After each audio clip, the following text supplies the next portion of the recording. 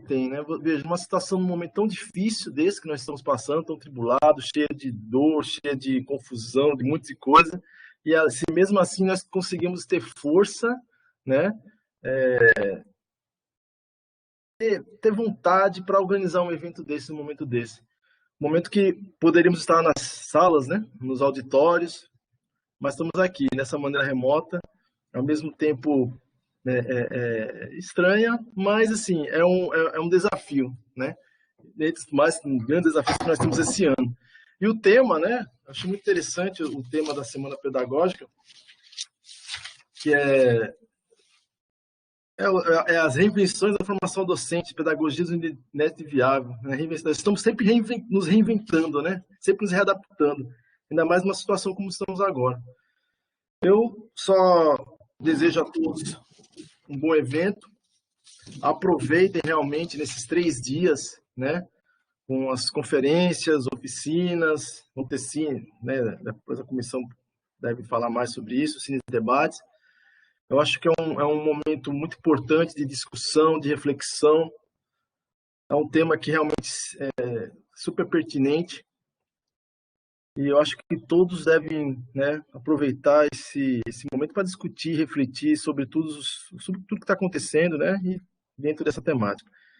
Eu agradeço mais novamente a mesa, a professora Joelma, a professora Simone, a professora Raimundo, a professora Jeane, e eu desejo um bom evento a todos, tá? E feliz por estar participando dessa mesa, tá? Muito obrigado. Obrigada, professor Vitor. Vamos passar a fala para a professora Maria Jeane Alves, a chefe do Departamento de Educação, que é um prazer enorme estar aqui com ela também nessa mesa. Jeane. Boa noite a todos, a todas. É um prazer muito grande estar aqui hoje, podendo participar dessa mesa de abertura dessa 4ª semana de pedagogia. Eu falei agora há pouco, durante a oficina, que este ano que passou e esse início de ano, ele está impondo para nós, né, seres humanos, professores, alunos, desafios imensos.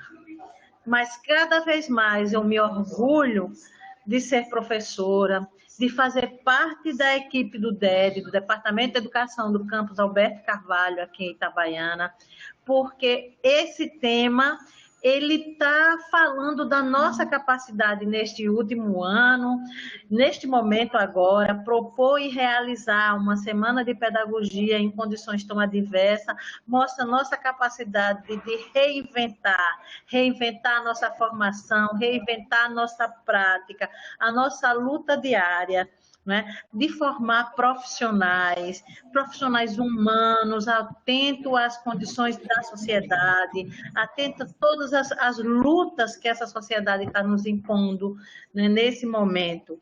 Então, eu estou muito contente, muito feliz. Quero parabenizar aqui os meus colegas de departamento, professores, que tudo fizeram para que essa semana se realizasse, aos nossos alunos que se juntaram, aos professores que somaram forças para realizar esses 3 dias de atividades, muito rico, muito cheio de propostas, cheio de proposituras, né? Aos convidados que aceitaram esse desafio dessa luta conosco, como hoje nossa professora Raimunda, né? Aí como esse Paulo Freire de fundo, a coisa mais linda, né? Então, mostra de onde vem essa energia, essa raiz nossa de lutar e essa capacidade incrível de nos reinventarmos, né? Então, espero que vocês todos aproveitem muito bem. Espero que logo a gente possa, todos nós, termos acesso a essa vacina, professores, alunos e familiares, para que a gente possa, em breve, estarmos juntos, naquele calor humano muito grande que a gente tem, naquela capacidade que a gente tem de se juntar, de agregar e somar, e essa energia nos dá força para continuar essa caminhada, né? Um agradecimento assim a todos, aos meus colegas, aos alunos e aos alunos do PET, Aqueles que chegaram agora, que vocês ainda não conheceram pessoalmente, mas virtualmente, professora Sully, que já chegou metendo a mão na massa. Esse departamento é assim, é isso, né? Essa capacidade de receber, de agregar e de lutar, não é? Então, meus parabéns a todos, bebam essa riqueza de saberes que nós vamos estar recebendo esses dias. Meu muito obrigada a todos. E uma boa noite e aproveitem bastante de hoje. Obrigada, Jeane. Eu vou fazer também alguns comentários breves aqui em nome da comissão. Quero começar dizendo uma frase que hoje eu lembrei muito do Raul Seixas, que é mais ou menos assim que ele dizia: sonho que se sonha junto é realidade.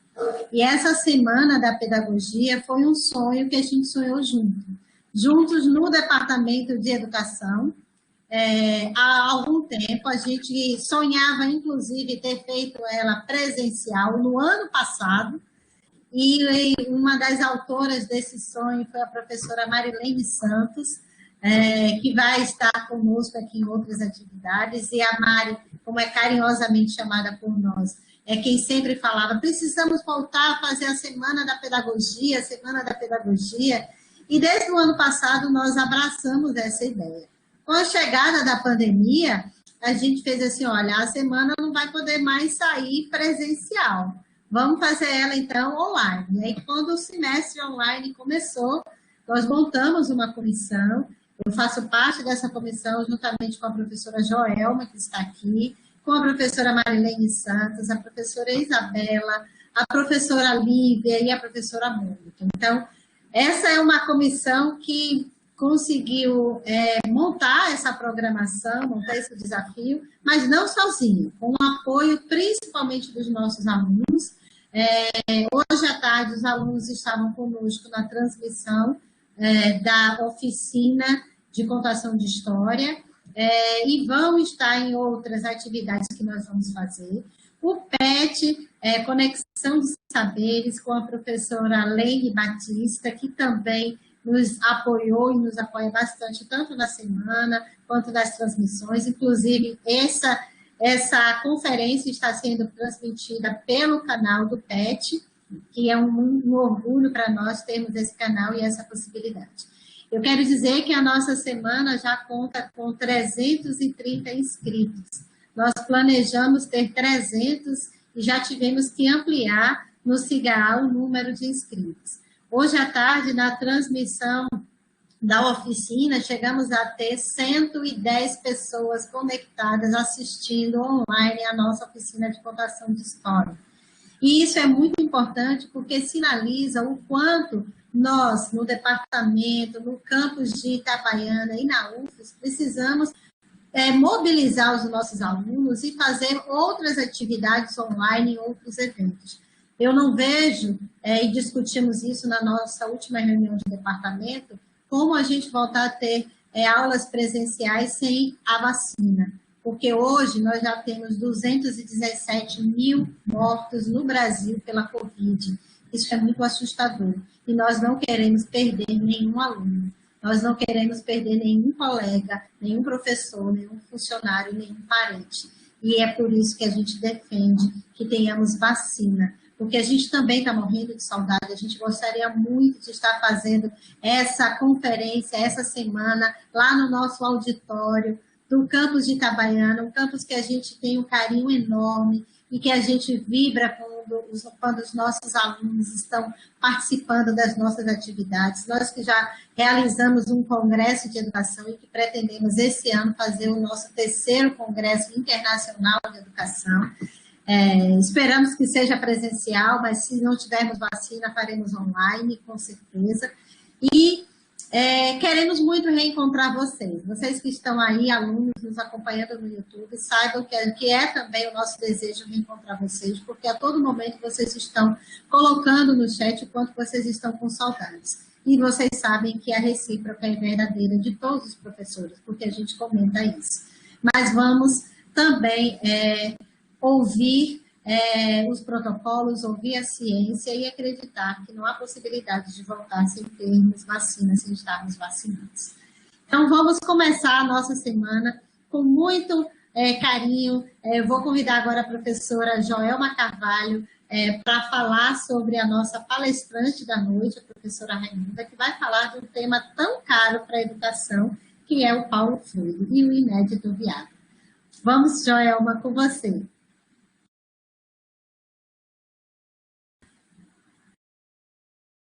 Seu áudio. Seu microfone está fechado. Pronto. Pronto? Ok. Boa noite, pessoas queridas.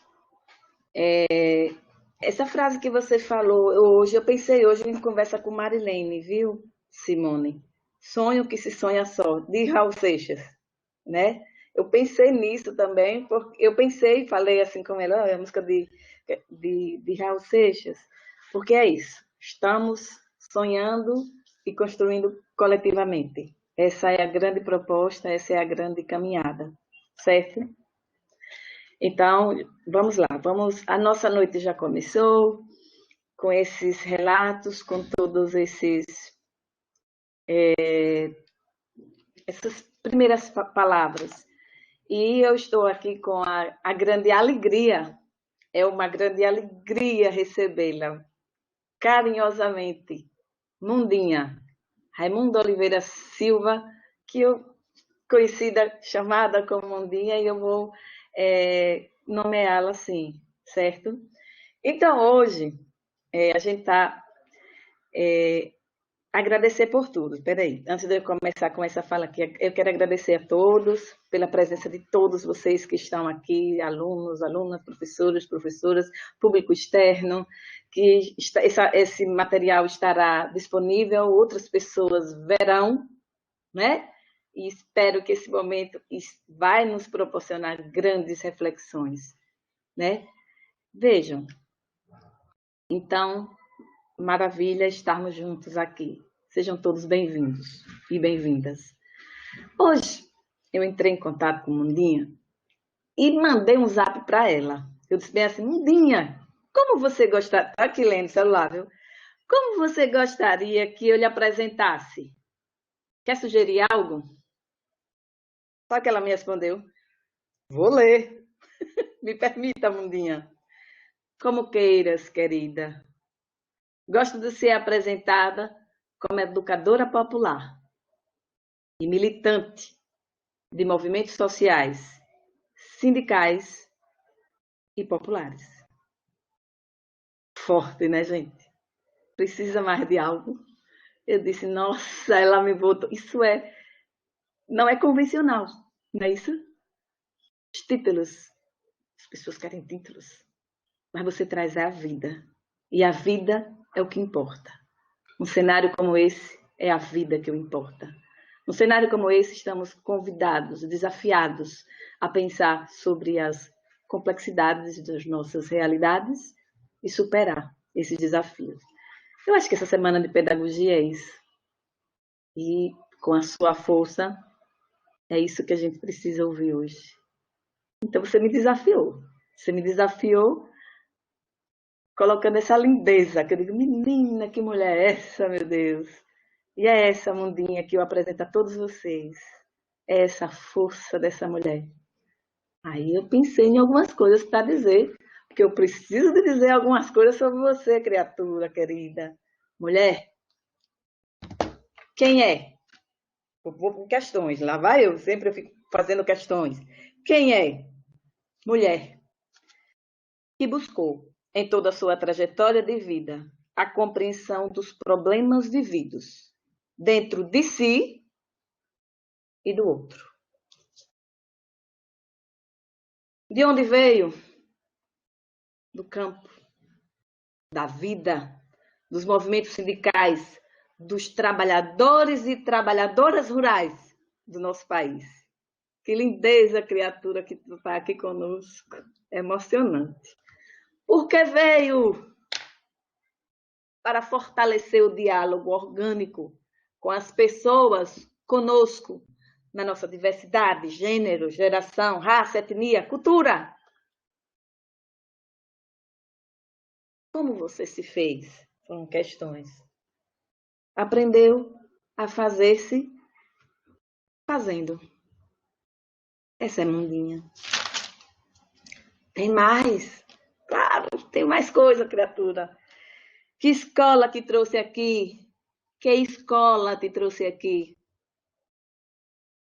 A das experiências, a do caminho, das observações, das pessoas, das leituras, dos estudos, da CONTAG, da Enfoque, que traz. A Enfoque é a escola de formação da CONTAG, não é isso? Trazendo nessa escola matrizes discursivas da educação popular, teologia da libertação, freiriana, por isso do tá aqui, marxista, gramsciana. É uma proposta de educação crítica, libertadora e transformadora, inspirada nos pensamentos, na teoria de Paulo Freire.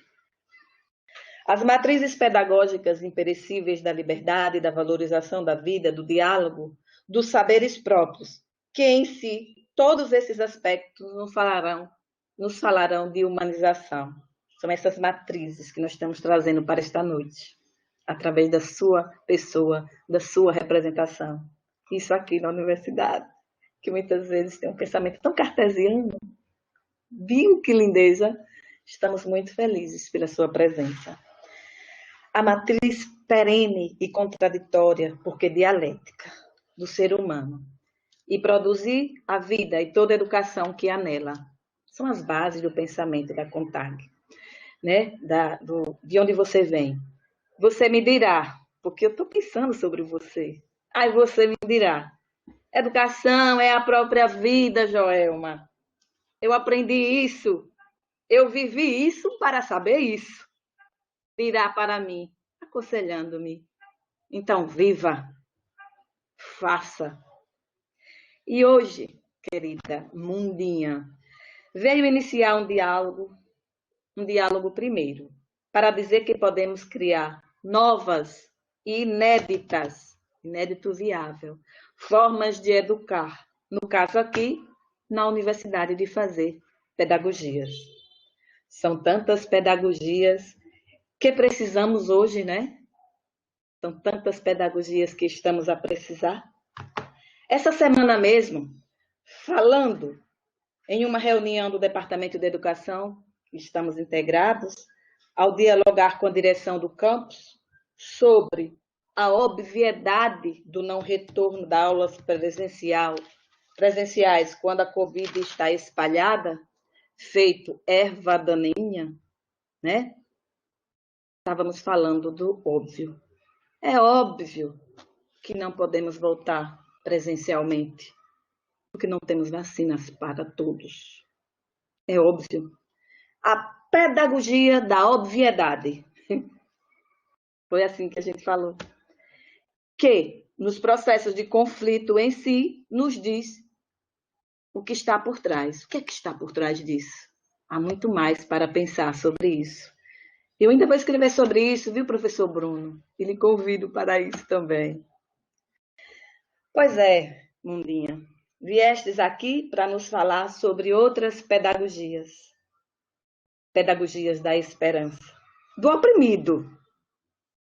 Da esperança que refaz, ou ressignifica, ou recoloca, ou reatualiza a do oprimido.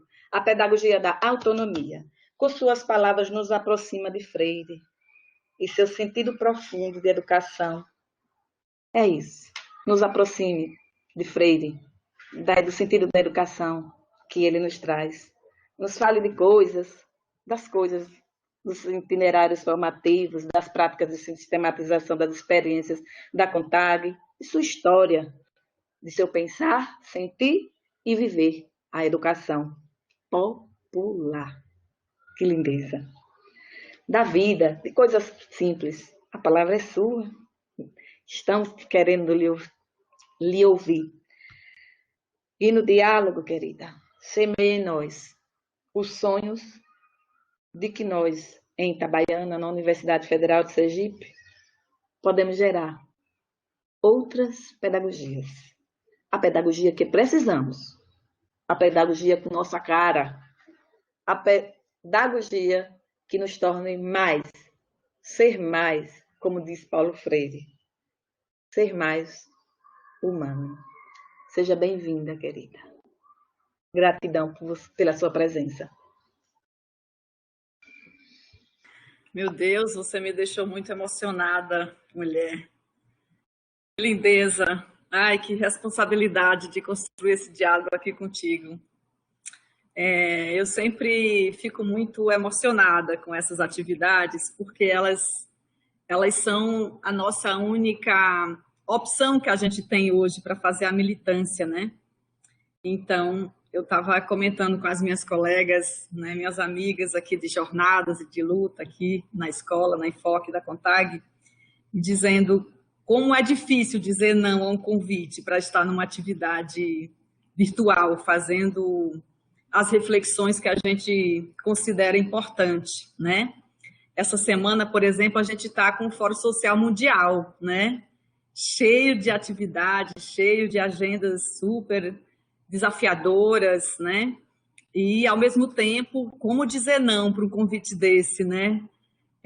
Da Joelma, para refletir sobre pedagogias com um grupo de estudantes, de professores, de militantes tão comprometidos, né? Porque, com todos os problemas que as universidades tem um grupo, muitos grupos de sujeitos políticos dentro das universidades, professores e estudantes muito comprometidos, né? Então, é em nome dessas pessoas, em nome desse compromisso que eu me aventurei a dizer sim ao convite, né? Mesmo estando com as minhas jornadas aqui no Fórum Social Mundial. E eu espero, sinceramente, dar conta dessa reflexão que você tão lindamente me provocou nesse início agora de atividade, né? Bom, primeiro, acho que é bem importante eu dizer um pouco do qual é o lugar que eu falo, né? Porque eu acho que isso diz muito de mim. Então, eu quero me somar um pouco às questões que a Joelma já trouxe, me descrevendo como educadora popular, né? Mas eu queria dizer que eu também sou do Nordeste, viu, Joelma? Lá do Ceará. Eu vivo em Brasília com essa missão de coordenar, de estar junto com o grupo, cuidando de uma pedagogia, né, libertadora, transformadora, emancipadora, que a gente se desafia a construir cotidianamente, inspirado no legado de Paulo Freire, né? Mas eu sinto muita falta desse chão nordestino, né? E de trocar esses sotaques nossos, né? Que tão lindamente entra nos ouvidos da gente com tanta força, né? E é a partir desse lugar que eu me joguei para o mundo, né? Então, eu tenho estado aqui em Brasília em conexão com vários outros grupos das várias regiões do Brasil e de fora do Brasil, enfim, sempre nessa expectativa aí de construção de processos formativos, de educação popular, enfim. Então, atuando nesses movimentos, mais precisamente, mais diretamente ligada à CONTAG, que é uma confederação que atua com agricultores e agricultoras familiar no Brasil todo, né? Eu também entro num grupo muito potente, muito interessante, que é uma organização chamada CEAL, né? O Conselho de Educação Popular da América Latina e Caribe, e junto com um grupo de companheiros, estou também no desafio de fazer a coordenação desse movimento, né? Fora do Brasil e aqui no Brasil também. Aqui no Brasil, nós somos um grupo de 32 organizações que atua articulado a partir dessa perspectiva de educação popular, também atua nas 5 regiões do Brasil, e a partir dessas articulações todas que a gente constrói, passamos a construir a campanha, né, em defesa do legado latino-americano, em defesa do legado de Paulo Freire, que essa atividade está organizada a partir, né, ou no âmbito dessa campanha, né, a Joelma tem acompanhado as nossas discussões da campanha. Um pouquinho mais adiante eu falo sobre isso, né? Então, eu estou fazendo essa passagem pelos espaços porque algumas questões que eu vou estar trazendo nessa reflexão têm muito a ver com as trocas, né, as partilhas e os diálogos que a gente faz nesses espaços, né? Então, eu sempre me sinto meio que segurando na mão de muita gente quando eu estou falando sobre essa minha vivência e essa minha experiência, que, na verdade, ela não é só minha, né? Nossas histórias nesse campo da construção da educação popular e das vivências, das nossas teimosias, das nossas apostas, dos nossos sonhos, tem muito do coletivo, né? Antes de começar a atividade, eu estava aqui ouvindo as companheiras falando de como está sendo bonito, desafiador e, ao mesmo tempo, muito coletivo a construção dessa conferência, né? E isso é muito bom ouvir, porque a gente está precisando muito, né, de ressaltar em nós a nossa capacidade de nos percebermos enquanto sujeitos históricos e sujeitos coletivos, né? Essa é a grande força que eu já queria trazer agora de início, para introduzir um pouco a conversa sobre o tema, né? O tema dessa conferência, que também é o tema da semana, né? Acho que muito oportuno trazer as pedagogias do inédito viável e articulando essas pedagogias do inédito viável às reinvenções da formação docente, né? Então, o que significa a reinvenção da formação docente? Eu queria um pouco refletir sobre esse tema, né, para poder entrar um pouco mais nas experiências, né?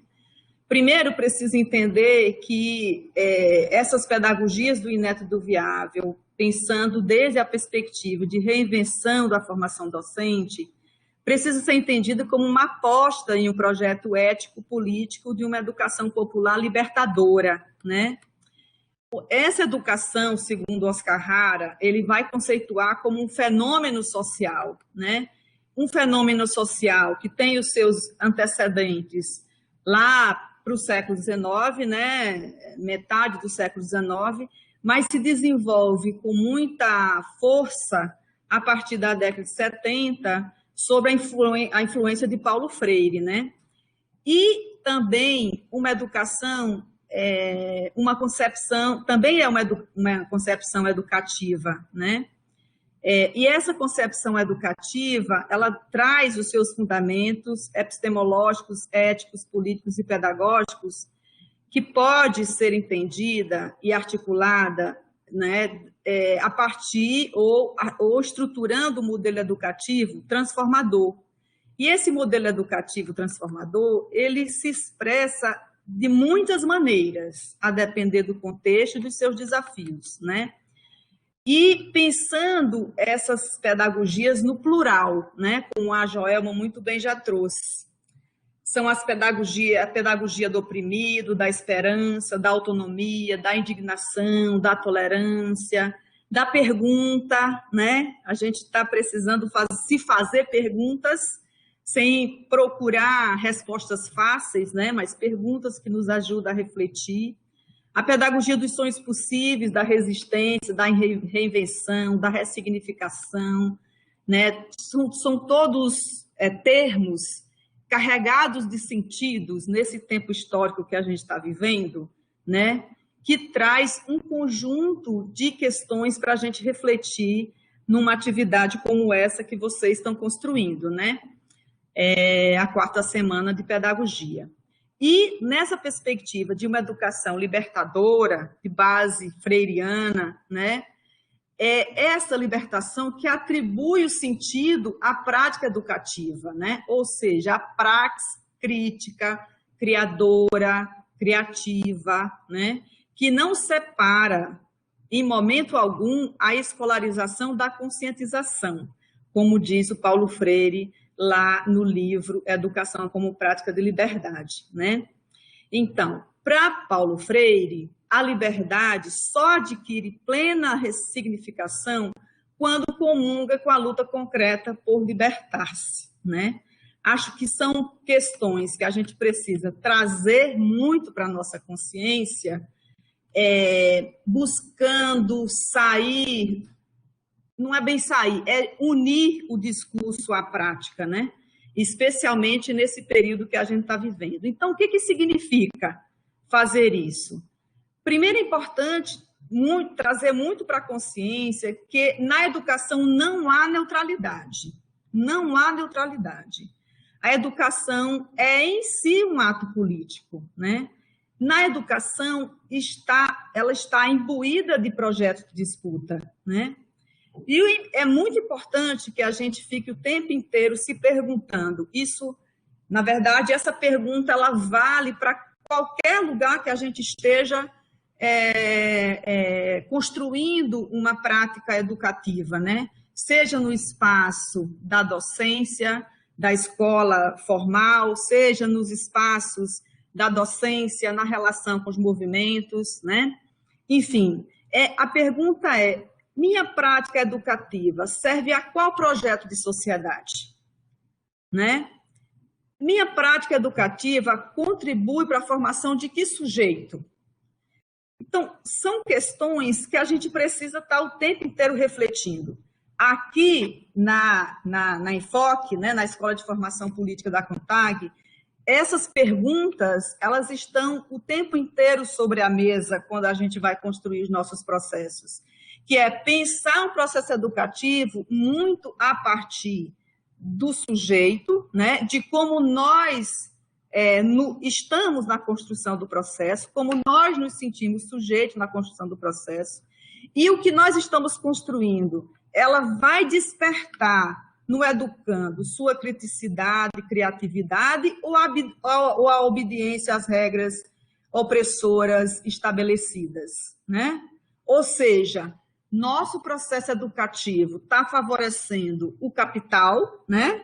A exploração e a exclusão, ou está favorecendo um educando, criando um sujeito, estimulando no sujeito sua capacidade crítica, né? Para questionar essa ordem que está colocada, né? É importante a gente não perder isso de vista o tempo inteiro. E é isso que eu chamo sempre, que faz parte de uma militância, né? Uma postura nossa frente à vida, frente às questões que a gente quer fortalecer no mundo, né? Então, é mais do que um ofício. Se posicionar assim é mais do que um ofício, ou seja, é mais do que uma relação meramente de trabalho, né? É uma relação de militância. Então, o Leonardo Boff, quando ele vai fazer o prefácio do livro Pedagogia da Esperança de Paulo Freire, ele vai dizer que uma educação libertadora, ela pretende apostar em um projeto político ético-pedagógico, né?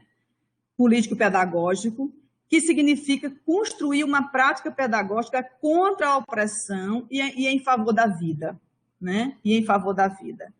Então, o que implica isso? O que implica? Implica que nós, enquanto educadores e educadoras, nós precisamos nos colocar sempre no lugar de um educador aprendiz. O que significa se colocar no lugar de educador aprendiz? Primeiro, precisamos ter a capacidade de acessar em nós o oprimido e o opressor que nos habita, né? Ou, utilizando as palavras do Leonardo Boff, ele diz assim, extrojetado dentro de si o opressor e se construir um ser livre, né? Então, significa comprometer-se com a construção de um mundo livre de violência, de preconceito, de exclusão, e isso passa por acessar em nós mesmos essas questões todas que a gente vive e que muitas vezes a gente sequer dá conta, né? Então, se colocar nesse lugar de educador-aprendiz significa também saber ouvir, né? E para saber ouvir, nós precisamos abrir espaço em nós para uma troca fecunda de saberes. Então, são elementos que, do ponto de vista de uma prática educativa, transformadora, libertadora, que tem em Paulo Freire o seu principal idealizador, passa por simplificar os processos de aprendizagem. E simplificar não significa dizer que não sejam profundos. Eles são profundos, porque eles nascem, eles nos atravessam, eles atravessam os nossos corpos e eles brotam do nosso jeito de ser e de ler o mundo, né? E passa por ter consciência sobre o lugar do educador e do aprendiz, entendendo que todas nós somos eternos aprendizes, né? Então, estou colocando essas questões para chegar no ponto de reflexão sobre o inédito viável, né? Então, pensar ou enxergar ou se perceber construindo o inédito viável, a gente precisa beirar as situações limites, né? Então, como é que a gente pensa as saídas, como é que a gente constrói as saídas, as travessias dessas situações limites, né? Para poder perceber ou construir o inédito viável no nosso fazer. O inédito viável que seja possível no aqui e no agora, com as condições que nós temos, né?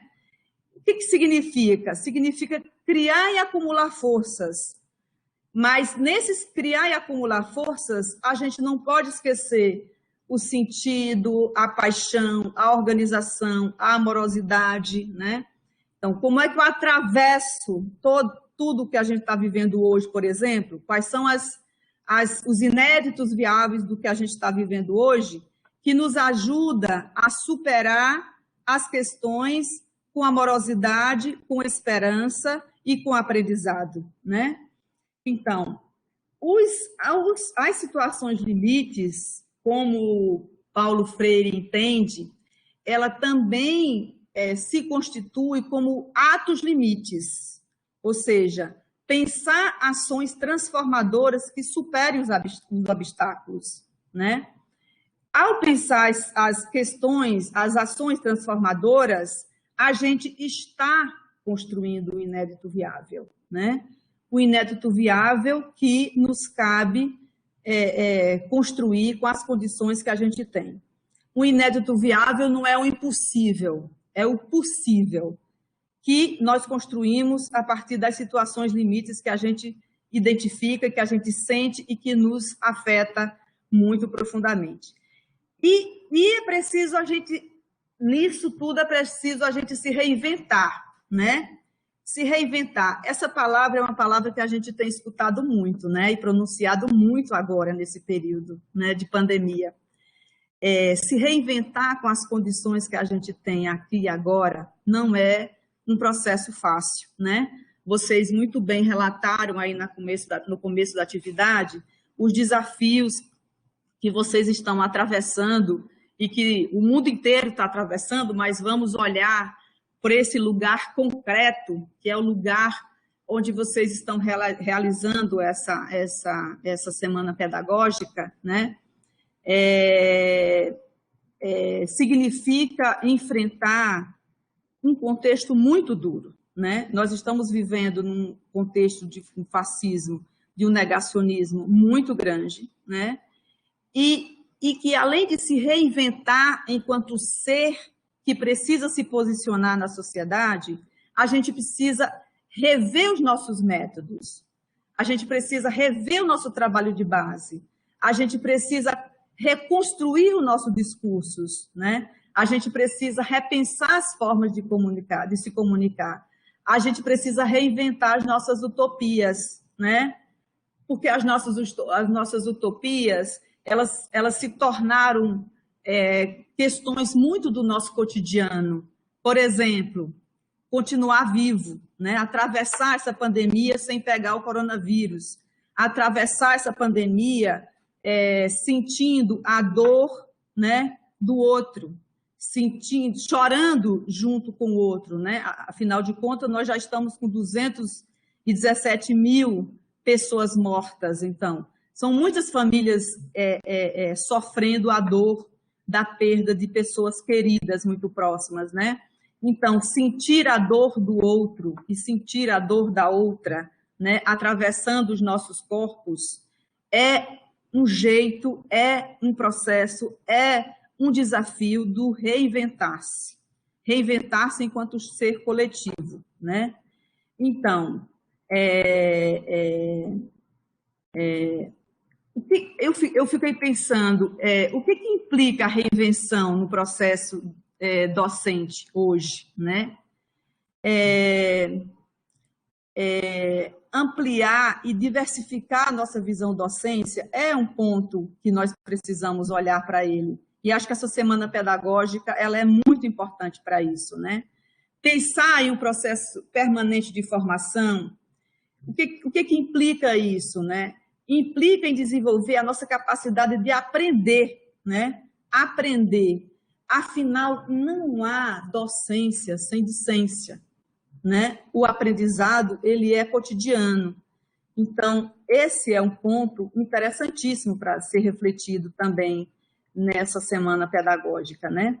A pandemia, ela trouxe um conjunto de desafios para a gente, mas muitos, muitos mesmo. E nós precisamos nos perguntar o tempo inteiro, né? O que nós aprendemos com a pandemia, né? O que nós aprendemos? O que falta ainda a gente aprender? Quais foram os inéditos viáveis, por exemplo, das situações limites impostas pela pandemia, né? Qual foi o engajamento da escola na qual eu sou docente, por exemplo, né? Como eu me engajei, como eu me construí, como eu fui sendo parte dos processos de resistência, né, que ao longo desse período todo nós tivemos que atravessar, né? Então, eu ouvia um tempo aqui atrás uma palestra de um professor Freitas na TV FONEC, né? E acho que foi bem no começo da pandemia, né? E ele dizia que o presente se constrói pelo passado imediato e pelo passado remoto, né? Então, os problemas que a gente está vivendo hoje são problemas criados historicamente nesse país, né? A exclusão digital, por exemplo, ela se fez mais presente agora, ela se revelou agora, mas ela é um dado que se arrasta por muito tempo. Todo mundo sabe disso, nós sabemos disso. De repente, a gente se encontrou frente a essas questões e tivemos que repensar os nossos processos de construção, né? De como construir, de como continuar dando conta de construir o diálogo na perspectiva da educação popular, pensando uma nova matriz educativa que valorize os sujeitos, né? E, ao mesmo tempo, nós tivemos que fazer tudo isso utilizando as tecnologias, né? Então, como é que foi para a gente entrar nisso, né? Como é que foi para a gente se dar conta que nós estávamos tendo que lidar com uma realidade que, ora, de usar a tecnologia, que, ora, nós negamos, porque entendemos que o processo educativo se faz presencialmente, né? No toque, no cheiro, no encontro, né? E mesmo compreendendo isso, nós tivemos que construir processos utilizando as tecnologias. Aí a gente foi um pouco buscar em Paulo Freire. O que Paulo Freire trata, como é que o Paulo Freire via as tecnologias, né? E ele escreveu em 84, né, que ele era favorável às tecnologias, né? Ele dizia que a questão que ele queria ser um homem do seu tempo e não exilado dele. Só que ele dizia o seguinte: as tecnologias, elas estão comprometidas com o capital, né? Com a mercantilização, com a mecanização dos processos educativos. Como a gente disputa esse lugar? Como a gente reinventa esse lugar, né? Como a gente utiliza essas ferramentas, né, sem comprometer a formação, a perspectiva da formação crítica e da leitura de mundo que a gente pretende construir nos nossos processos educativos, que a gente tem essa intencionalidade de construir nos processos educativos. Bem, como foi que nós fomos construindo isso na Enfoque, né? Primeiro, vou tomar um pouquinho d'água, que eu estou... Primeiro, Joelma e companheirada que está nos ouvindo, nós começamos a utilizar as tecnologias ainda em 2016, né? Nós ficamos praticamente um ano discutindo como utilizar nos processos formativos. E a gente se deu conta que, pelo menos algumas ferramentas dessas plataformas de educação à distância, eles poderiam aprimorar ainda mais o nosso processo formativo. Por quê? Nós temos, na verdade, né? Porque a gente pretende retomar quando a gente for vacinado, na verdade, né? A nossa estratégia de formação na Enfoque, ela se constitui com momentos, processos formativos de longa duração, porque a gente entende a formação como um processo e não como uma atividade pontual, né? Só que a atividade, como o curso, por exemplo, ele precisa estar estruturado nessa estratégia de formação. Então, a gente organiza os cursos modulares e entre um módulo e outro dos cursos, a gente estrutura os tempos comunidade. Então, a gente bebe um pouco na fonte da metodologia ou da pedagogia da alternância, né? Reaprimorando para uma capacidade, para a realidade que a gente quer investir no processo formativo e achamos que utilizar especialmente a plataforma Moodle, que é uma plataforma da educação à distância, né? Para aprimorar essa estratégia, articulando os tempos formativos, tanto o tempo escola como o tempo comunidade, era um processo interessante para a gente fazer. E assim nós fizemos, né? Então, a gente utiliza a plataforma para aprimorar o tempo comunidade, a gente traz os momentos vivenciais presencialmente, ajudando a companheirada a aprender a utilizar a plataforma, né? A aprender a utilizar o computador, a aprender a navegar na internet e aprender a utilizar o ambiente da plataforma para a troca de experiências e para as discussões das questões, dos desafios, pontuado, né, nos territórios onde esses educandos e educandos vivem e atuam politicamente, né? Então, a gente aprimora o uso da plataforma um pouco com essa modalidade. Com a chegada da pandemia, a gente teve que refazer, claro, todo mundo teve que refazer, e nós também tivemos que adaptar o processo a essa nova realidade. Só que tem alguns princípios, né, da educação popular que eles são inegociáveis, né, que a gente não pode abrir mão deles, né, que é especialmente o diálogo de saberes, né, a valorização dos saberes populares, a construção coletiva, essa coisa do olho no olho, né, do se comunicar e do aprender para além da fala, né, criar outras relações com o processo de aprendizagem que tem a ver com as criatividades, né, das pessoas, com as habilidades, né, que é bem diferente da formação de competências na lógica mercadológica, né, do capital, né, que grande parte dos processos e das plataformas que são criadas, essas plataformas, por exemplo, que nós utilizamos agora na pandemia, né, a plataforma da Zoom, né, outras plataformas que estão sendo muito utilizadas agora para favorecer o diálogo, são plataformas que estão dentro, né, desse campo do capital, né, a gente sabe disso. Agora, como é que a gente utiliza elas ao nosso favor, né? Recriando e criando formas de como tornar um diálogo mais prazeroso, né? Mais amoroso e, ao mesmo tempo, né, um diálogo que dê conta de responder os desafios desse tempo histórico que a gente está vivendo, né? Então, essa forma que a gente teve que encarar, né, agora, nesse período de pandemia, a gente foi experimentando várias coisas, né? Primeiro, nós entendemos que era muito importante organizar jornadas formativas, né, com tempos curtos de debate, mas que acontecessem recorrentemente. E nós primamos muito pelas atividades mais fechadas, entendendo que as atividades mais fechadas, né, eram oportunidade da gente construir diálogos mais próximos, mais democráticos, mais compartilhados, né? Fizemos também oficinas, rodas literárias, que era estimulando as pessoas a fazerem leituras dos livros de Paulo Freire e outros livros que a companheirada indicando como necessária, e, ao mesmo tempo, refletindo sobre o que essas ideias, o que essas questões ajudam a gente a entender esse momento que a gente está vivendo agora, né? Passando a incluir também uma ação efetiva de base, que a gente chama de trabalho de base, né?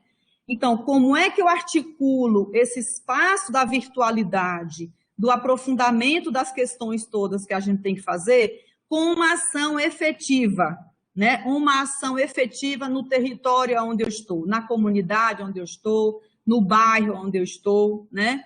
E por aí as coisas foram se construindo. E como criar ferramentas para a multiplicação desses processos, né? Então, acho que esse foi umas questões que a gente fez com muita força nesse período, e certamente quem está me ouvindo aqui também tem outras exemplos para trazerem, experiências para trazerem, né? O importante é a gente se dar conta que esses espaços da virtualidade são espaços que a gente pode recriar a forma de usar. Por exemplo, a gente não abre mão de pensar em uma mística, a gente não abre mão de envolver os educandos que estão nas jornadas na construção do seu tempo, do tempo formativo na atividade, com as comissões que assumem atribuições no processo formativo, né? Tem também outros exemplos, muito no âmbito da campanha Paulo Freire, que eu vou falar daqui a pouco. Por exemplo, tem um grupo chamado Café com Paulo Freire, que, na verdade, está se constituindo um movimento, né? Um movimento, porque o Café com Paulo Freire tem grupos em vários estados aqui do Brasil, né? Vários estados, para ler Paulo Freire, mas não é simplesmente ler Paulo Freire, né? É ler Paulo Freire com a lupa do agora, sabe? Com a lupa de hoje. É tipo assim, o que Paulo Freire diria para nós sobre o medo, por exemplo, né? O medo tem sido uma palavra muito verbalizada por a gente, né? Por conta de tudo isso que a gente está vivendo. Então, o que Paulo Freire diria para a gente sobre o medo, né? O que Paulo Freire diria para a gente sobre resistir? O que significa resistir nesse tempo agora, né? O que Paulo Freire diria para a gente sobre esperança, sobre reinventar, que a gente tem falado tanto, né? Sobre solidariedade, por exemplo, a gente viu e fez e se engajou em várias campanhas de solidariedade, por exemplo, como processos de desdobramento dessas atividades virtuais, né? Então, o que significa se engajar numa campanha de solidariedade hoje? Significa transformar essa campanha para além de uma doação de alimentos. Não que o alimento não seja importante, ele é importante. Para quem está passando fome agora, né, o alimento é super importante. Mas como construir um diálogo para além da entrega do alimento, né? Aliás, a própria reflexão sobre por que nós temos que nos engajar em campanhas de solidariedade para arrecadação de alimento, por exemplo, né? Então, como construir os diálogos que vão para além das questões visíveis ou óbvias, como o Joelma estava falando anteriormente, né? Então, como ir para além das lives? Acho que esse é um elemento que a gente precisa refletir, porque tudo indica que nós vamos ficar ainda bastante tempo tendo que construir a nossa luta e a nossa militância, em boa medida, nos espaços virtuais, né? Por meio desses espaços virtuais. Então, como é que a gente disputa esse espaço virtual, né? Indo para além de uma narrativa, de um monólogo, né? Construindo espaço, dando vazão ao debate, né? Ao contraponto, né? Ao contraditório, e criando, a partir dessas reflexões, né? Ensinamentos, ações para a superação das situações limites que a gente está vivendo, né? Ou seja, criando o inédito viável, né? Desde as nossas condições. Então, estou trazendo todos esses elementos, e eu queria agora entrar um pouco mais na campanha latino-americana em defesa do legado de Paulo Freire, que tem sido uma ação muito prioritária para a gente aqui na Enfoque, né? Por entender que é uma oportunidade da gente fazer amplos debates com o nosso povo, né? Com os camponeses, com os agricultores e com as agricultoras familiares, com a nossa rede de educadores e de educadoras, né? E também de construção de alianças com outros movimentos, né? Como eu dizia para vocês anteriormente, essa campanha, ela nasce muito a partir de uma iniciativa do coletivo CEAL Brasil, né? Articulado com o coletivo latino-americano, né? O CEAL, ele, na verdade, ele está presente em 21 países da América Latina e do Caribe, né? Em todos esses países, o CEAL se organiza por meio de coletivos, né? Coletivos nacionais. Também se articula a partir de grupos de trabalho, de comissões de trabalho, né? Mas sempre buscando essa relação local, global, né? Local, nacional, local, internacional, né? Aqui no Brasil, por exemplo, nós pensamos a campanha muito, não sei se vocês se recordam, mas desde 2013, que os ataques ao legado de Paulo Freire cresceram muito, ao Paulo Freire, na verdade, diretamente, né? Cresceu muito. E nós, numa discussão no coletivo, a gente ficou vendo vários absurdos assim, que circulavam na internet, e começamos a trocar ideias. Como é que a gente constrói uma contranarrativa a tudo isso, né? E aí fomos pensar, por que não puxar uma campanha em defesa do legado de Paulo Freire? Porque, puxando essa campanha, primeiro a gente ia criar uma sinergia, uma sintonia de reflexões sobre Paulo Freire. E isso em si estaria pondo na sociedade, ou pondo nos nossos movimentos e em vários outros espaços, né, na universidade, nas escolas, enfim, quem é Paulo Freire? Por que o seu legado é tão atacado, né? E um elemento interessante é que um dia, numa das conversas, né, eu dizia assim para o meu colega, poxa, mas você não acha que é muita ousadia nossa dizer que vamos defender o legado de Paulo Freire, né? Porque é tão óbvio que Paulo Freire é Paulo Freire, precisa defender o legado. Aí ele dizia assim para mim, Mundinha, nós estamos vivendo uma era de que o óbvio, nós temos que fazer a defesa sim. Nós temos que discutir o óbvio, né? Aí eu fui me dando conta, por exemplo, a gente tem que fazer a defesa da democracia, né? A gente tem que fazer a defesa da ciência, por exemplo. A gente tem que fazer a defesa da vacina. Então, veja, nós estamos vivendo um tempo muito complexo e que exige muito mais paciência pedagógica nossa, né? Para construir as argumentações que a gente precisa construir, né? Então, a campanha ela vem um pouco com essa perspectiva.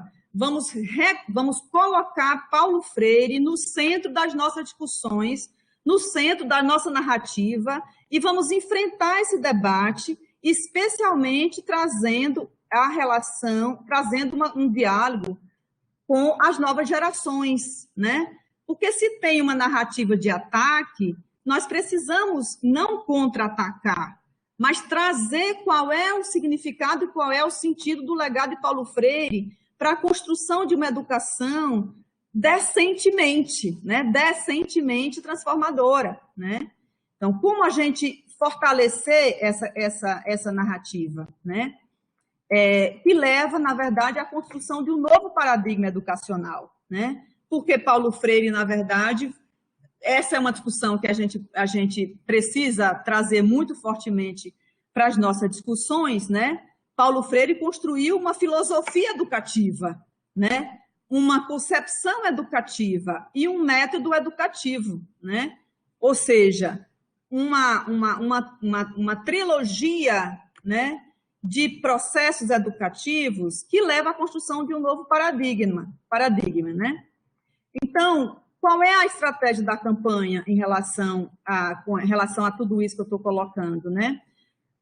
Bom, uma primeira questão é que a campanha ela está articulada a partir de 3 grandes dimensões: a articulação, a incidência e a memória, né? Ela, em relação à articulação, a gente está pautando 4 grandes frentes, intensificando o processo aqui no Brasil, né, o que a gente chama do local e do nacional, articulando do Brasil para a América Latina, articulando do Brasil-África e fazendo uma reflexão também de articulação a partir dos Instituto Paulo Freire, né, que tem no Brasil e tem também em outros continentes, né?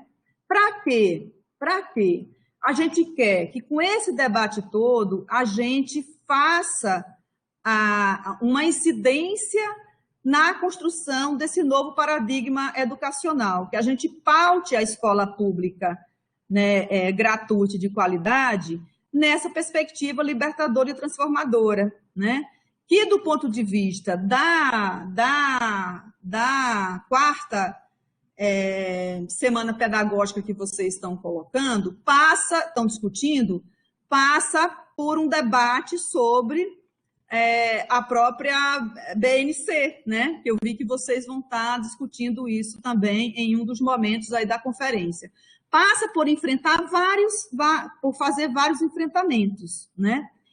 Em relação à memória, nossa ideia é fazer toda uma discussão e uma articulação intergeracional. Como eu disse antes, as novas gerações não estudaram Paulo Freire, não conhecem Paulo Freire, porque as nossas universidades e as nossas escolas estudam pouco Paulo Freire, né? Ele é estudado muito mais fora do Brasil do que no Brasil. Então, as universidades estudam Paulo Freire muito a partir dos núcleos de pesquisa, da extensão, dos núcleos de educação, do departamento de educação, né? Mas acaba não sendo uma política da universidade, né? Mais articulada, mais estruturada, que de fato entre. Isso parte muito a partir dos educadores, dos professores e professoras educadores, que tem uma leitura freiriana e que tem o compromisso com uma construção de uma educação diferenciada, né? Então, esse debate que a gente está querendo fazer, que a gente está fazendo, na verdade, intergeracional, passa também por esses elementos que eu estou colocando. E passa também por uma discussão que nossos movimentos precisam fortalecer ainda mais os processos de formação política fundamentados no legado de Paulo Freire, né? Então, tem acontecido... Só um pouquinho.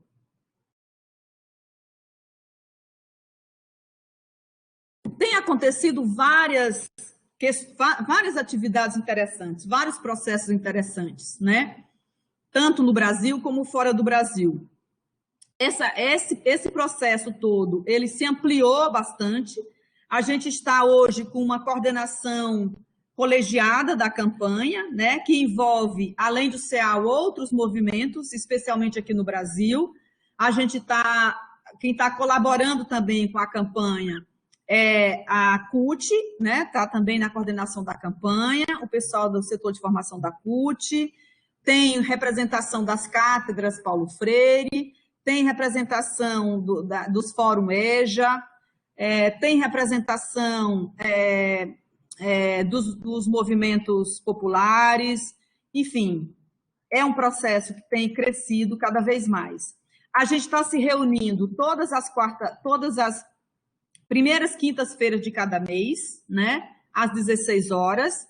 A gente se reúne para discutir um pouco o que a gente conseguiu fazer em termos desse debate, quais foram os aprendizados, como é que a gente redireciona, redimensiona os processos, as mobilizações, as articulações, as atividades. E, particularmente, esse ano, né, nós vamos ter no mês de setembro o aniversário de Paulo Freire. A gente está com um calendário impulsionando a partir de 4 grandes momentos, mas cada movimento e organização projeta, planeja suas próprias atividades, né? É importante que essas projeções elas fiquem mais ou menos nesses períodos que eu vou dizer agora há pouco, né? E é bem importante que vocês que estão nos ouvindo agora, que possam se engajar nesse grande movimento rumo ao centenário de Paulo Freire, por todas essas razões que eu coloquei. Agora, em janeiro, a gente está com uma agenda bastante intensa, agora no Fórum Social Mundial, que começou dia 23, né? Amanhã a gente tem uma atividade chamada Educação e Democracia no Pensamento de Paulo Freire, às 15h30, estejam todo mundo convidado para fazer esse debate. Carlos Brandão vai estar junto com a gente, e outros educadores e educadoras dos outros países, vai ter uma argentina, um chileno, um pessoal da África, e vamos pautar esse debate muito a partir do que acontece nos nossos países e muito a partir de como é que esses países estão retomando esse debate sobre o legado de Paulo Freire. Em março, na semana do 8 de março, nós vamos pautar um debate sobre a educação popular feminista e o legado de Paulo Freire, trazendo um pouco uma reflexão sobre o que Paulo Freire aprendeu com os movimentos feministas e o que os movimentos feministas aprenderam com Paulo Freire, ou seja, como é que a gente lê Paulo Freire com essa lupa do feminismo, né? No mês de maio, mais ou menos aí na primeira semana de maio, que pega o 1º de maio e o Dia do Trabalhador, e o dia 2, que é o dia de aniversário de morte de Paulo Freire, a gente vai fazer um grande debate sobre a organização e a luta da classe trabalhadora, né? Trazendo uma reflexão sobre vida e obra de Paulo Freire, né?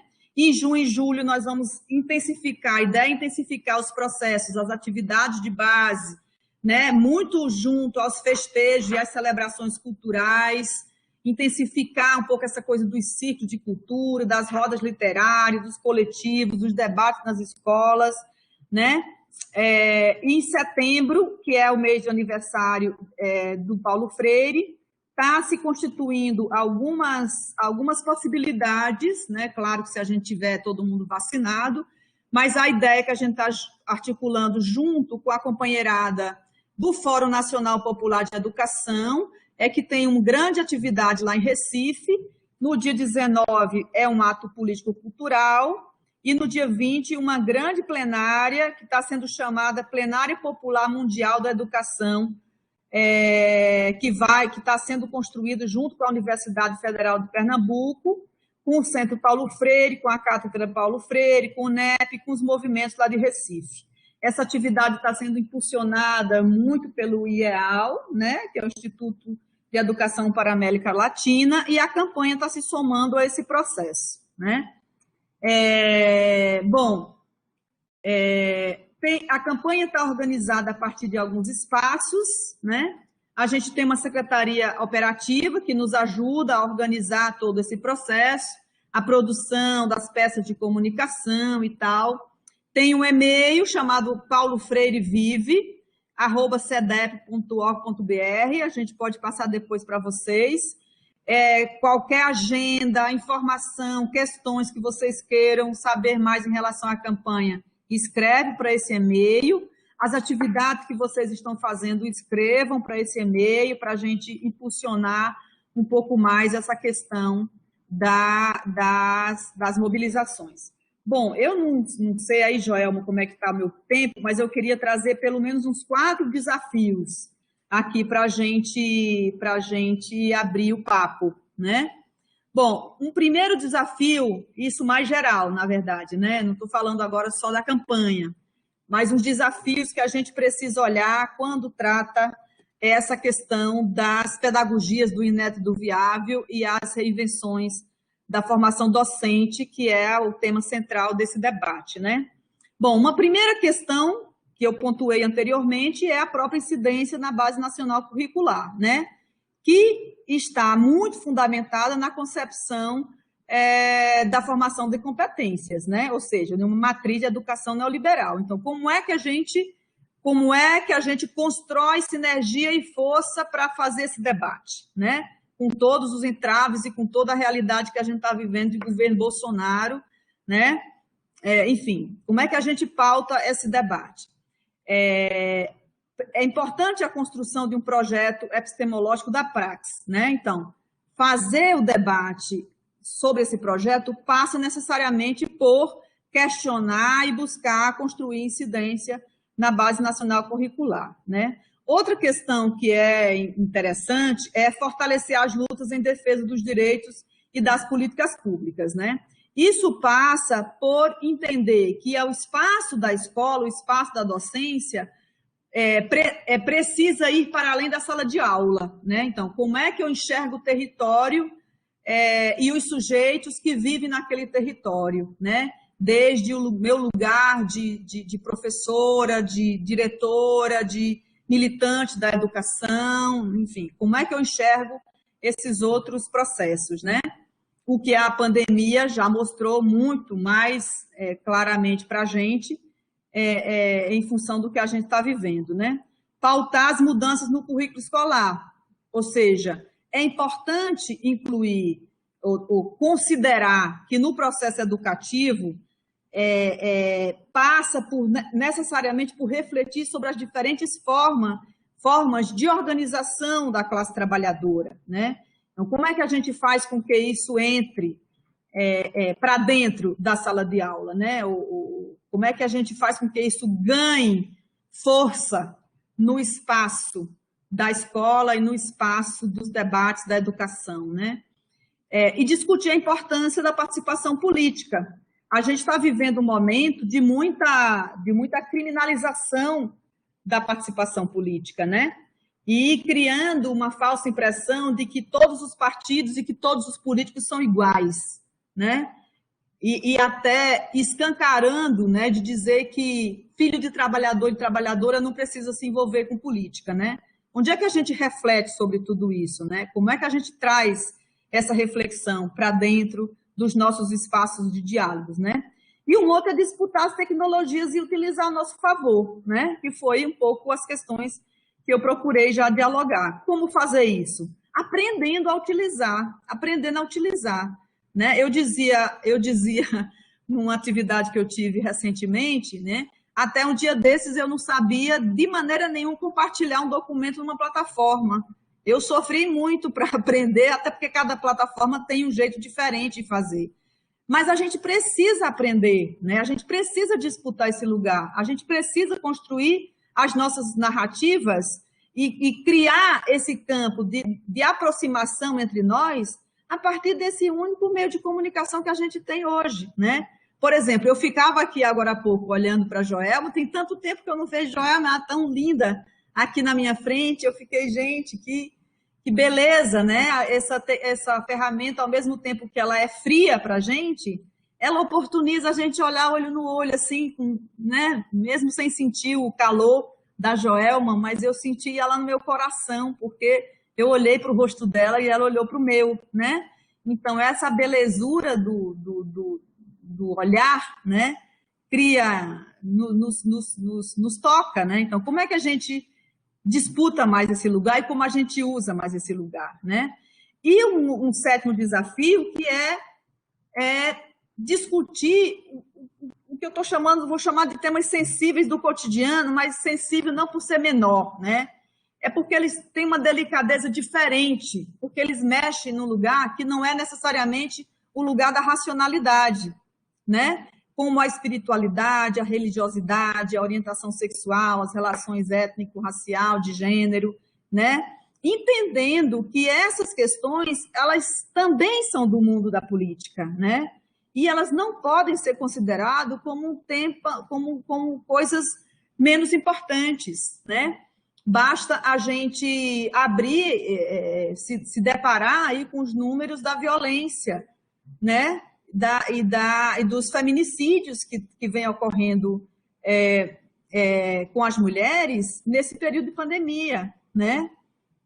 Das violências sexual, enfim. Então, essas questões, elas não são menores, elas são políticas, né? E nós precisamos olhar para isso, discutir isso. Isso precisa entrar na nossa agenda de reflexão enquanto um processo educativo que vai se reinventar, né? Que precisa se reinventar, que precisa se fundamentar a partir da construção de novas bases ou de um novo paradigma de educação, a partir do que Paulo Freire e outros pensadores têm construído, né?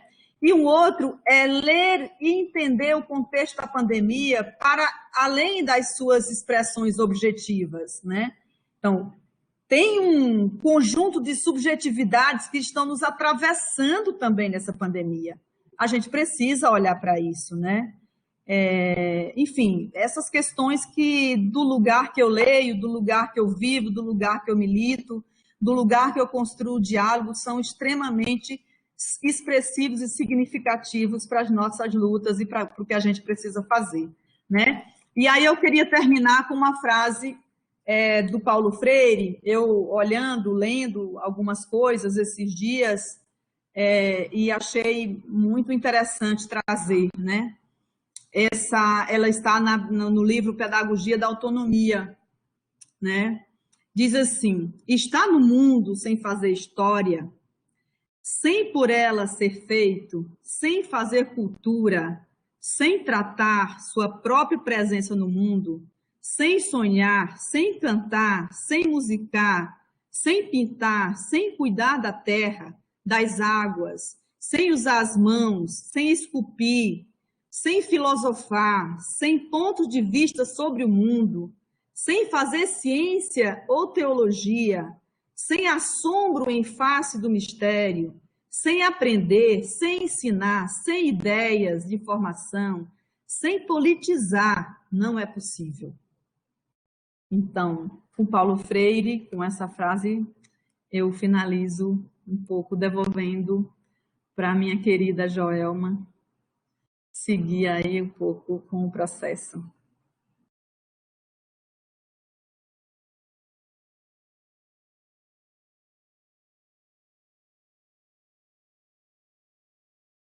Maravilha. Nós agradecemos por esse momento, assim, por tudo que você nos trouxe, muitas informações valiosas, da experiência, do que está acontecendo, do que está sendo mobilizado, do que está sendo movimentado, para que o pensamento freiriano possa colaborar para que nós estejamos bem, colocando-nos a possibilidade de interpretar o mundo, problematizá-lo para intervir nele. Não é isso? Mundinha, nós estamos aqui nos momentos finais do nosso encontro, né? Nós agradecemos imensamente. Eu estou numa dúvida metodológica aqui. Essa dúvida metodológica, porque assim, até o momento eu não recebi nenhuma pergunta. E como sendo essa uma conferência de abertura que inaugura o nosso tempo dessa semana de pedagogia, em contato aqui com o pessoal, né? Nós encerraríamos esse momento aqui, certo? No sentido de que é uma conferência e que não teríamos mais questões. Seriam isso. E até agora não chegou realmente nenhuma questão. Então, eu estou um pouco assim, vamos encerrar então. Eu queria mais. Eu queria Claro. mais. Eu queria mais. Eu queria mais, porque eu teria mais perguntas. Eu fiquei assim com algumas questões aí, mas vamos cumprir o que está na programação, né? No sentido de que estamos alimentados, estamos... Simone está dizendo que eu posso fazer pergunta. Faça pergunta, Joel. Sua, Joel. Não, Simone, vamos em frente, vamos em Bruno. Eu quero fazer uma pergunta, só uma. Vou quebrar a questão da ritualística de uma conferência. Você está mediando e pode fazer perguntas, Simone está me dizendo aqui. Bom, olha, eu vou fazer uma pergunta e já agradecendo, né? Que eu já agradeci aqui. O ânimo é grande, as possibilidades é grande, né? Eu vou fazer uma pergunta. Diante de tudo isso que você nos apresenta, são várias as possibilidades, são várias os elementos, as categorias que Paulo Freire realmente contribui para a gente interpretar e viver no agora, viver bem, né? Aí eu pergunto, qual a maior contribuição, no seu entendimento, na sua experiência, naquilo que você leu e tudo, de Paulo Freire para a construção desse inédito viável? Qual é essa maior contribuição? O que é que você, Mundinha, diria sobre isso? Eu acho que a principal contribuição é a gente não perder a nossa capacidade de ousar, sabe? A gente se dar conta que as situações limites que chegam para a gente, elas precisam ser superadas. E a gente não consegue superá-las sem estar em coletivo, sem coletividade, sem construir junto, né? Então, para mim, essa é a principal lição, sabe? A gente não pode, de jeito nenhum, cada uma se colocar no seu lugar de universidade, vocês na universidade, a gente nos movimentos sociais, outro movimento sindical, outro movimento popular, outro na ONG, outro não sei, e cada um achar que é suficientemente, né, consegue fazer as travessias que esse tempo histórico está pedindo que a gente faça, está exigindo que a gente faça, né? Então, esse ser coletivo, né, que Paulo Freire tanto ressalta, né, nos seus ensinamentos, para mim é uma grande contribuição para esse momento agora, né? Então, quais foram os inéditos viáveis que a gente conseguiu construir nesse período, né? Quais foram os inéditos viáveis que vocês construíram desde o lugar da universidade? Quais foram os que nós construímos desde o lugar, né, da educação popular, né? E quais outros nós precisamos construir, né? Então, acho que para mim são essas questões que a gente precisa, que Paulo Freire nos deixa com muita força, né, com muita sabedoria, que é esse sujeito histórico, esse sujeito coletivo que se forja na luta, né?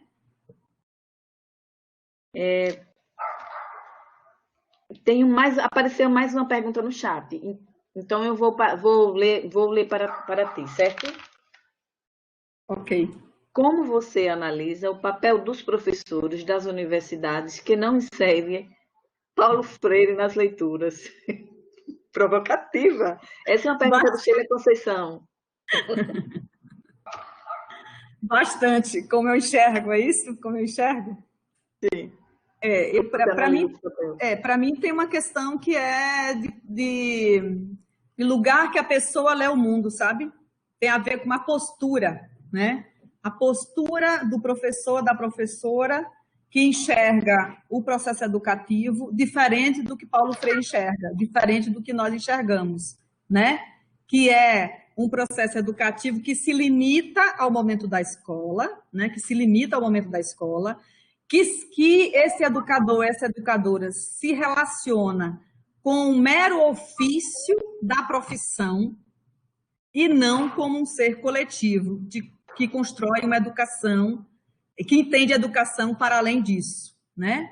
Então, para mim, não é porque a pessoa não saiba do Paulo Freire, é porque a pessoa nega Paulo Freire, nega essa educação que Paulo Freire construiu, né? E deixou para a gente como um legado muito primoroso, né? Então, para mim, é um educador ou é um professor que está no lugar errado, da minha perspectiva, que está no lugar errado, né? Que entende, que age, que atua, que entende mais do que age, mais do que entende, né? numa postura extremamente individualista e extremamente carreirista, né?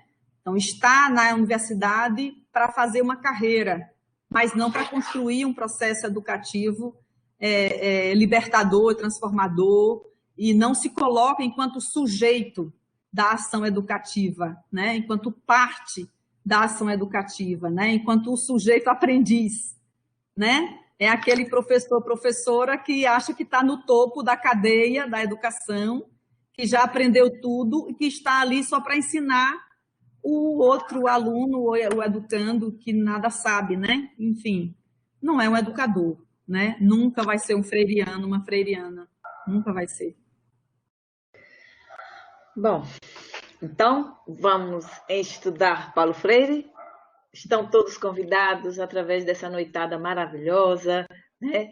Com esse brilhantismo dessa noite que nos traz boas reflexões, reflexões pautadas em uma teoria e numa experiência vivida, né? É tudo isso que Nandinha traz para nós, de uma inter-relação, de uma conexão que extrapola o nosso país, e isso dá um fôlego, uma alegria, um hálito de esperança. Isso bafeja a nossa alma de maneira muito salutar. Gratidão, minha querida, por trazer tudo isso para todos nós. Eu queria só fazer um convite, Joelma. Eu queria reforçar o convite para as pessoas se engajarem na campanha, né? Essa campanha ela precisa ser assumida por todos os freirianos e freirianas nos seus vários espaços de atuação.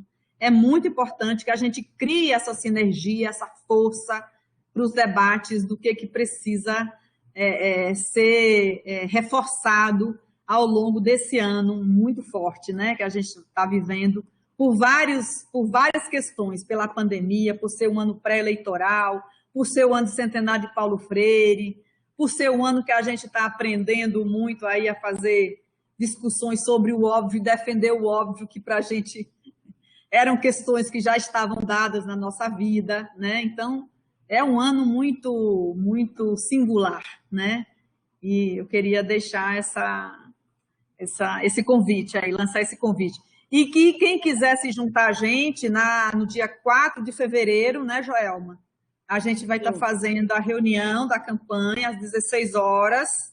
Vamos circular antecipadamente o link de acesso para vocês entrarem e trazerem aí as ideias e os feitos que vocês estão construindo nesse centenário de Paulo Freire.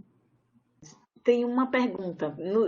A coordenação, porque nós estamos aqui nesse trabalho, mas tem uma coordenação que está nos orientando.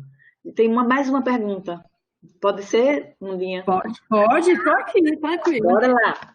Essa pergunta é da professora Marilena, professora também do nosso departamento, muito querida. Raimunda, vou ler literalmente mesmo, tá? Raimunda, no campo da formação de professores, como os ataques dos DCNs, com os ataques dos DCNs, que aprendizagens, que lutas você destacaria nesse tempo de pandemia? Deu para entender porque eu me enrolei aqui. Raimunda, no campo da formação dos professores, com os ataques dos DCNs, que aprendizagens, que lutas você destacaria nesses tempos de pandemia? Olha, eu acho que são várias, né? Por exemplo, a gente viu várias escolas e vários departamentos de universidade, vários professores e professoras, né? Construindo alternativas aí para manter seus educandos, seus alunos com mínima condição de aprendizado, né? Escolas, por exemplo, se engajando em campanha de solidariedade, né, em atendimento às famílias dos estudantes que estavam, né, tendo problemas com Covid, alguns inclusive falecimento. Professores, por exemplo, professoras que chegaram a contratar motoboy para levar tarefas para as crianças nas casas, porque as famílias não tinham acesso à internet, não tinham computador, né? Então várias iniciativas, assim, várias construções, exemplos interessantes que foram ocorrendo, né?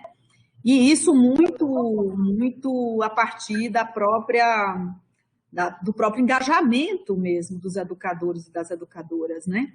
Que foram construindo as saídas, que abriram suas casas, né? Para seguir com as tarefas e com o processo do ensino remoto, né? Abriram suas casas para isso, né? Dedicaram tempo, se doaram para essas construções, aprenderam a usar as ferramentas, né? Aprenderam, se desafiaram a usar e utilizaram seus próprios equipamentos, né? Para fazer isso. Então, assim, tem muitas coisas interessantíssimas ocorrendo e me parece que essa é uma grande oportunidade, a semana pedagógica que vocês estão construindo, é uma grande oportunidade para refletir sobre o que significa essa reinvenção da docência, sabe? O que significa mesmo reinventar a docência? Pensando nas questões concretas do cotidiano do fazer. Porque às vezes a gente fica pensando coisas tão grandes, não é?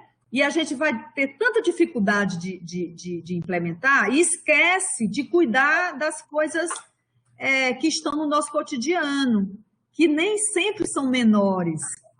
Não, nem sempre são menores. Às vezes são bem mais significativas, bem mais expressivas do que buscar incidência na política pública, por exemplo, né? Então, enfim, tem vários exemplos interessantes. São caminhos, né? São caminhos. Bom, eu acho que agora a gente finaliza. Mas eu preciso dar algumas informações gerais. Vamos lá. Olha, então todos estão convidados para ler Freire e para se somar a esta campanha, né, latino-americana e caribenha em defesa do legado de Paulo Freire, rumo ao centenário de Paulo Freire. Nós, da Universidade Federal do Sergipe, Departamento de Educação, temos ainda um evento para realizar sobre e com Paulo Freire, que é um evento conectado com o pessoal de Brasília, com o pessoal da CONTAG, com o pessoal daqui. Tudo isso a gente ainda vai realizar. Então, gente, vamos nos unir? Porque a gente precisa fazer esse processo de mobilização crescer, se enraizar e ganhar fôlego, mais força do que já tem, para que a gente possa realmente estar em defesa de uma escola pública, de uma instituição universitária pública, de qualidade e de direito de todos, né? E assim a gente vai fazendo uma contribuição no sentido de pensar a educação, na qual a sua concepção maior é a sua vinculação com a própria vida. Então, rumo ao centenário Paulo Freire. Queremos agradecer a todos pela participação, por estar conosco nesse momento, a todos os professores do Departamento de Educação, a direção do campus Carlos Alberto Carvalho. Agradecemos ao PET, que uma conexão está aí conosco, junto nesse trabalho maravilhoso, a CONTAG, a todos os envolvidos, a Mundinha, carinhosamente, eu estou repetindo os meus agradecimentos, mas sempre quero fazê-lo assim, né? E amanhã tem mais. Você pensa que acaba aqui, não! O pessoal de Itabaiana, do Departamento de Educação, tem gás, porque nós estamos justamente, essa Semana de Educação é provocativa para pensar esses inéditos viáveis. Então, amanhã temos mais. Então, às 15 horas, tem trabalho científico, sim, senhor. 15 horas, apresentações de diferentes alunos do departamento e de outros departamentos também do nosso campus. Às 19 horas, estou fazendo uma propaganda bem legal, também teremos mais. Cine Debate, documentário Educação no Campus na pandemia, Cinepet, fora da casinha. Tudo isso e ainda tem mais, viu? Continue conosco e até amanhã. Beijo a todos. Gratidão, meus queridos. Delícia.